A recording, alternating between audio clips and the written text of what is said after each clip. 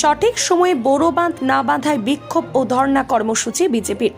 জানা গেছে আজ বুধবার সঠিক সময়ে বোরো বাঁধ না বেঁধে খানাকুলের চাষিদের বোরো জল থেকে বঞ্চিত করা হচ্ছে, এই দাবি তুলে খানাকুল 1 ও 2 ব্লক অফিসে বিক্ষোভ ও ধর্ণা কর্মসূচি বিজেপির। এদিন হাতে প্ল্যাকার্ড নিয়ে ঝোড়া কোদাল রেখে বিক্ষোভ দেখানো হয় বিজেপি কৃষণ মোর্চার পক্ষ থেকে। বিক্ষোভের ঝাঁজ জোরালো করতে এদিন খানাকুল 1 ভিডিও অফিসের গেটে বেশ কিছুক্ষণ তালাও ঝুলিয়ে দেন বিজেপি কর্মীরা।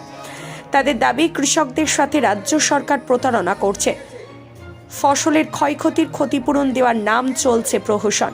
তাই অবিলম্বে বোরো বাঁধ বাঁধার কাজ শুরু করে খানাকুলের কৃষকদের জমিতে বোরো জল পৌঁছে দিতে হবে দাবি তুলে লাগাতার আন্দোলনের ডাক দিয়েছে বিজেপি।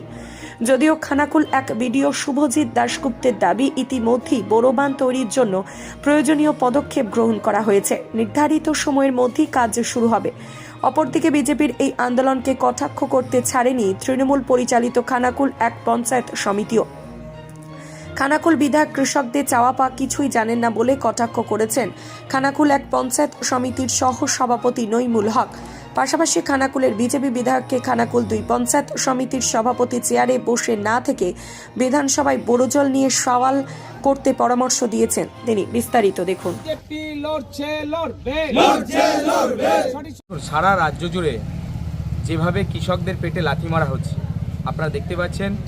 ধান বিক্রি করতে যারা কৃষকরা যাচ্ছে তাদেরকে শুয়োরের বাচ্চা বলছে এই সরকারের যারা পুলিশ প্রশাসন রয়েছে তারা। সরকারের কোনো ভ্রুক্ষেপ নেই, সরকার মুখ খুলছেও না। চাষিরা ধান বিক্রি করতে এসে 5 কেজি 10 কেজি করে প্রত্যেকটা ধান ক্রয় কেন্দ্রে কিষাণ মান্ডিতে বাদ দেওয়া হচ্ছে, ধান বাদ দেওয়া হচ্ছে। ইচ্ছাকৃতভাবে এই রকম ধরনের ঘটনা ঘটছে।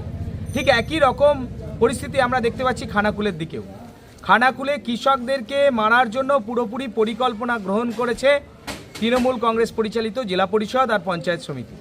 কারণ এখানে যে বড় বাঁধগুলো দেওয়া হয়, প্রতি বছর বড় বাঁধ দেওয়া হয়, কিন্তু ডিসেম্বরের 25 তারিখের মধ্যে বড় বাঁধগুলো কমপ্লিট হওয়ার কথা।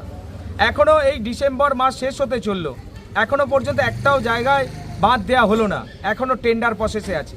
আমরা জানতে পারছি যে নাকি টেন্ডার করা হয়েছে, কিন্তু সেখানে টাকা বরাদ্দ করা হয়নি। খানাকুল 2 নম্বর পঞ্চায়েত সমিতিতেও একই রকমভাবে হয়েছে।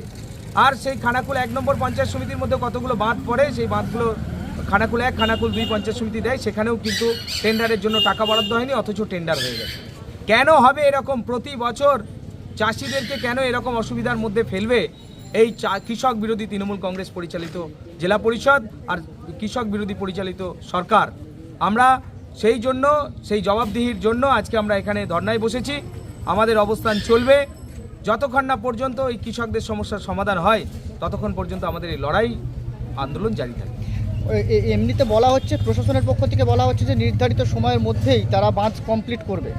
তাহলেও এখন নির্ধারিত সময় তো ডিসেম্বরের 25 তারিখের মধ্যে ছিল, কিন্তু ইচ্ছাকৃতভাবে সেটাকে পিছিয়ে দেওয়া হচ্ছে। আজকে ধরুন এখনো টেন্ডার প্রসেসে আছে, এরপর টেন্ডার ওপেন হবে, টেন্ডার ওপেন হওয়ার পর প্রসেস শুরু হবে, কন্ট্রাক্টর নিয়ে আবার কাজ করতে করতে 1 মাস 1.5 মাস শুরু হয়ে যাবে, দেরি হয়ে যাবে।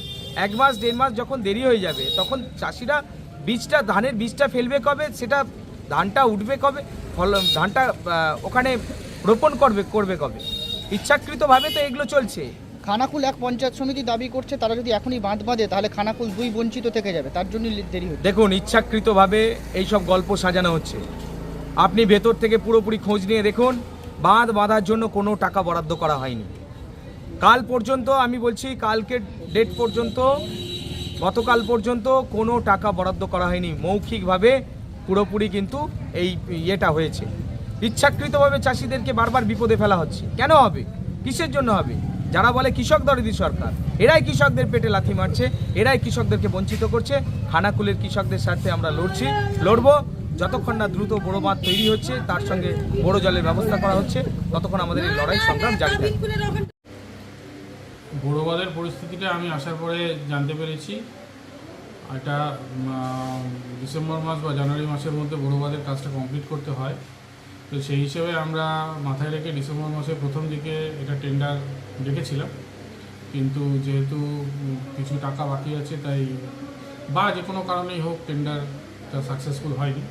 সেকেন্ড টেন্ডার আমরা কল করেছি। সেকেন্ড টেন্ডারে এনআইসি আমাদেরকে সময় দিয়েছে 25শে ডিসেম্বর পর্যন্ত। তো 25শে ডিসেম্বরের আগেই আমরা চেষ্টা করছি আমরা বড়বাদের কাজটা শুরু করে দেওয়ার জন্য আশা করি সময় অনুযায়ী কাজটা শুরু হবে এবং সময় অনুযায়ী কাজটা শেষ হবে। খানাকুলের এমএলএ তিনি দাবি করছেন অন মাইকে এবং ক্যামেরায় দাবি করছেন যে এই সমস্ত বিষয়টা আইওয়াস হচ্ছে, কী বলবেন? না, আমার তা আইওয়াস বলতে দেখুন, কাজের মান নিয়ে যদি প্রশ্ন ওঠে তাহলে তো সবাই ওয়েলকাম কাজের মান দেখার জন্য। আর আমাদের এস্টিমেট যা হয় বা আমাদের প্ল্যান যেরকম হয় সেটা তো আমরা জেলা পরিষদ থেকে মিটিং করিয়ে জানি, সুতরাং তার তো একটা আইনগত ব্যাখ্যাও রয়েছে।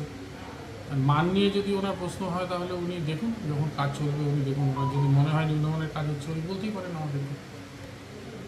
খানাকুলের এমএলএ আমার মনে হয় উনি জার্মানে বা জাপানে জন্মগ্রহণ করেছেন, কারণ খানাকুলের এমএলএ হলে নিশ্চিতভাবে তিনি খানাকুলের মানুষের দরদ, খানাকুলের কৃষকদের দরদটা নির্দিষ্ট সময়ে জানতেন। উনি জানেন না যে দীর্ঘ 34 বছর, তার আগে কংগ্রেস পিরিয়ড, তারপরে আমাদের পিরিয়ডে দীর্ঘ 13-15 বছর যে কখন বড় বাঁধ বাঁধা হয়। ডিসেম্বর মাসের 20 তারিখ থেকে জানুয়ারি মাসের 10 তারিখের মধ্যে বড় বাঁধ ক্লোজ করতে হয়। এর একটা আইনত চাষিদের ব্যাখ্যা আছে, কারণ আমরা তো চাষিদের সঙ্গে থাকি, চাষিদের সঙ্গে উঠি বসি চলাফেরা করি।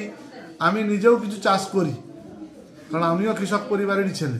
কারণ সেই জন্য আপনাকে বলি যে আমাদের যে বড় জলটা দেওয়া হয়, যেটা আপনার ডিবিসি থেকে আসে, তার জন্য চিংড়ার বড় বাঁধ হয়।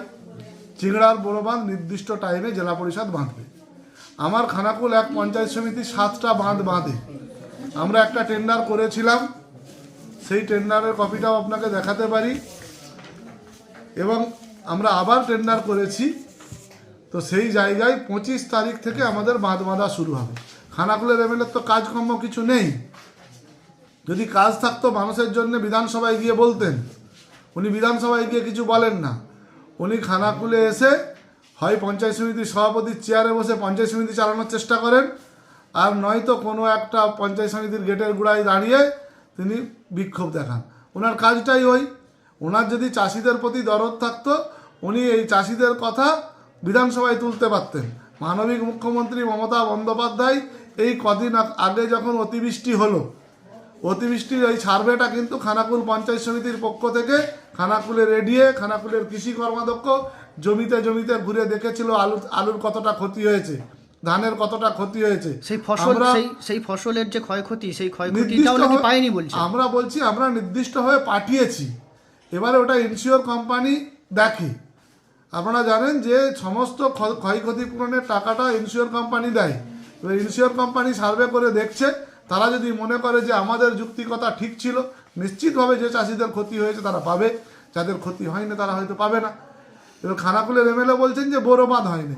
বড় বাঁধ উনি তো একটা পঞ্চায়েত সমিতি চালাচ্ছেন ওনার নিজের লোককে দিয়ে।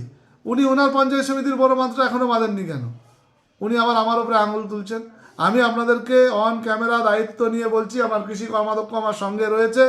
আমরা কৃষকদের স্বার্থে যখন যে টাইমে যেটা প্রয়োজন যেমন করি, কয়েকদিন আগেও কৃষকদেরকে যন্ত্রপাতি দিয়েছি, আবার কৃষকদেরকে যেটা যখন প্রয়োজন দেব। মাননীয় মুখ্যমন্ত্রী প্রতি মুহূর্তে কৃষকদের কথা ভাবেন। এই খানাকুলের বিধায়ক কখনো কৃষকদের কথা ভাবেননি।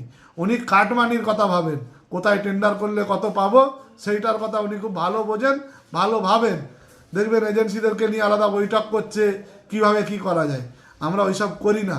আমরা মানুষের স্বার্থে, খানাকুলের চাষিদের স্বার্থে বড় বাঁধ বাঁধা হবে। দায়িত্ব নিয়ে বলছি, 25 তারিখ থেকে কাজ শুরু হবে এবং 10 তারিখের আগেই আমরা কাজ শেষ করব, করে খানাকুলের চাষিদেরকে জল দেব। এতটুকু আপনাদেরকে বলতে পারি।